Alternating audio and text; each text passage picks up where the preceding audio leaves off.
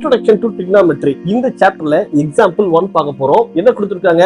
Given tan A is equal to 4/3. Find the other trigonometric ratios of the angle A. இப்போ first வந்து என்ன பண்றோம்? இதுக்கான ஒரு triangle, right angle triangle draw பண்றோம். ஒரு ரைட் ஆங்கிள் ட்ரையாங்கிள், இது ஆங்கிள் A ன்னு வெச்சுக்கலாம். அப்ப இது B, இது C, இது ரைட் ஆங்கிள். இப்போ என்ன கொடுத்திருக்காங்க? tan A equal to 4/3 அப்படிங்கறத கொடுத்திருக்காங்க. tan A is equal to 4/3 னா ஆப்போசிட் சைடு வந்து என்ன 4, adjacent சைடு 3. அப்ப ஆப்போசிட் 4 adjacent 3 னா அக்கார்டிங் டு பித்தாகரஸ் தியரம் நம்ம இது என்ன சொல்ல முடியும்னா 5 அப்படின்னு சொல்லலாம். இது 3 இது 4 னா இது கண்டிப்பா 5 தான் இருக்கும். அது எப்படிங்கறத சொல்றேன் பாருங்க. இது வந்து பாருங்க நமக்கு AC² is equal to AB² plus BC² அப்படிங்கிறது வரும். AB² ஓட வேல்யூ வந்து என்ன? நமக்கு 3², BC² ஓட வேல்யூ 4². அப்ப 9 plus 16 அப்படிங்கிறது வரும். அப்ப 25. அப்ப AC² ஓட வேல்யூ 25 னா AC ஓட வேல்யூ 5.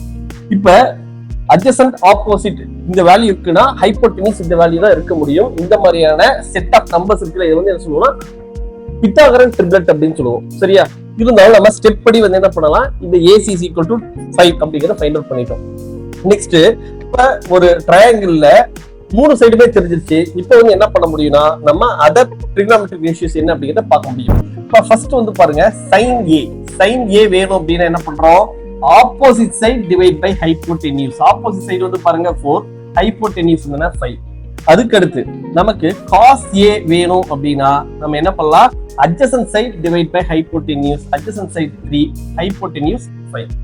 ஓகே, இப்ப sin cos tan 3 தெரிஞ்சிச்சு. அப்ப ரிமைனிங் பேலன்ஸ் இருக்கக்கூடியது என்ன அப்படின்னு பார்த்தோம்னா நமக்கு sin A னா இது cosecant A. cosecant A அப்படிங்கிறது வந்து என்ன சொல்லுவோம்னா inverse of sin A.